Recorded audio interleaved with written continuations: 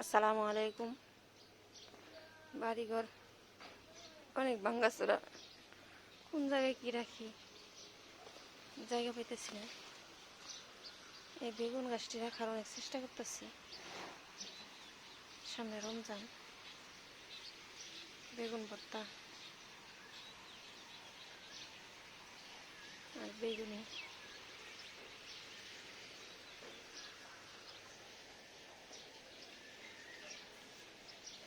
ব্যাসের দাগ দিয়ে রাখছি, ট্যাঙ্কের পানিতে বেড়ে যেতেছে আর খোদা বাকি আছে।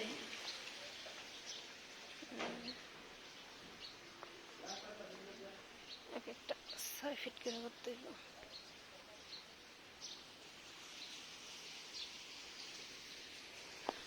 আরে পড়ে যায় কে, গরু ঘর একেবারে খোলা।